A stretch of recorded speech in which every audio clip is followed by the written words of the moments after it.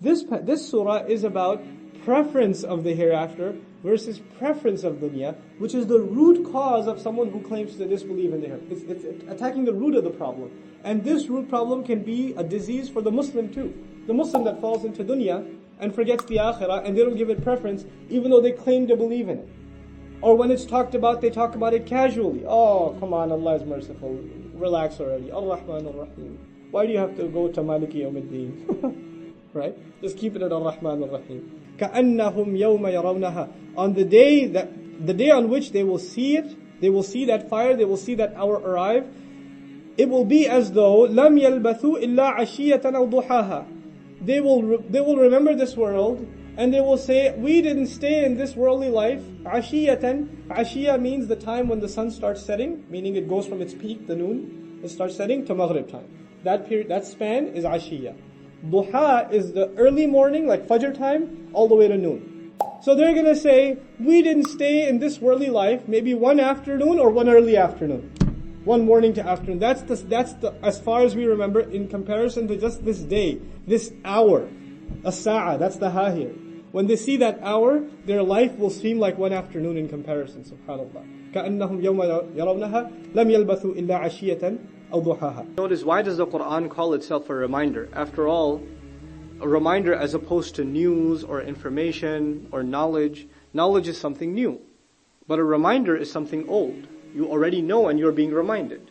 So if the Quran is new revelation, why is it calling itself a reminder?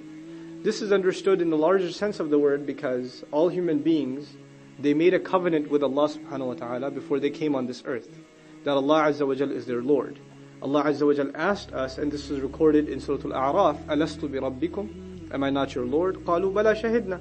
We bore witness, of course. Why not? And so this is something we are predisposed to. The fitrah of the human being, we are pre-programmed to believe in Allah Azza wa Jal, to seek guidance from Him.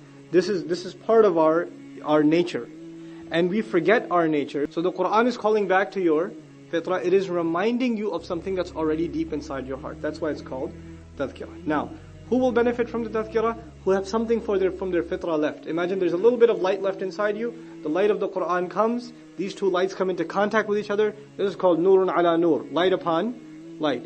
But these people that were just described, they had no light. Allah said they have no inclination of cleansing themselves. They feel themselves free of need. They don't feel like they need a Lord, right? So they have no inclination of cleansing themselves. So if this most powerful of reminders has no benefit on them, then they're useless. Don't worry about them.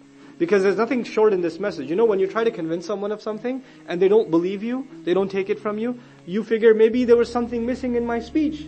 Maybe there's something I said that could have been said better. Or if I had a better message, they would have believed me.